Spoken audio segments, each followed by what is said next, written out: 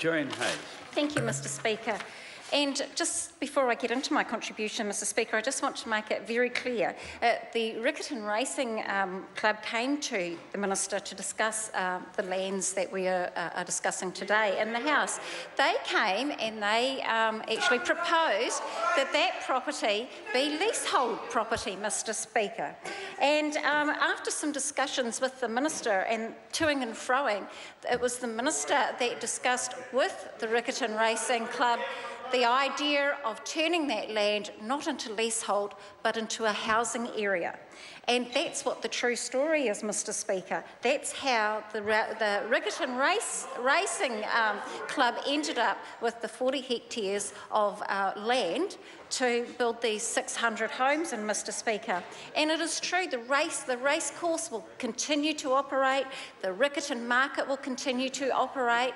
There are a lot of community groups in Christchurch watching on with interest as to what would happen to the Riccarton market, and all of them are very happy that even though there's all this development happening, they will get to keep the Riccarton market.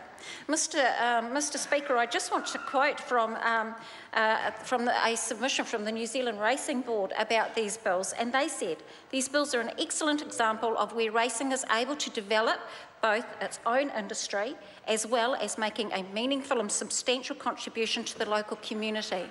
That's why they fully support this bill. Ngāi Tahu Properties, Mr Speaker, said the passing of these bills into law will mark a great milestone for both the trustees and Ngāi Tahu Properties, enabling the realisation and the vision that has been around for several years, Mr Speaker. Ngāi Tahu Properties also commented that it was a real privilege for them to be part and parcel of the whole process of the development of the Riccarton Racing Racecourse land, Mr Speaker. This government is committed to the 13,000 homes that were lost, the brand new homes that are being built in Christchurch. We will continue to strive to do that. This is one of many projects that's happening within Christchurch, and as a new Cantabrian in Christchurch East, I believe that a lot of great things will actually come from this. Yes, Christchurch East lost a lot of their houses through the earthquake, but this is a step towards making sure that those homes, even though they're being built somewhere else, some may even come back to Christchurch East, that these homes are actually going to be made affordable for couples. $450,000, some may say that is very expensive. It may be, but it is what the market price is, Mr Speaker. It is what affordable homes are being sold for in Christchurch, and these people will also be able to access their quick KiwiSaver to be able to put a deposit or help to pay for these homes, Mr Speaker.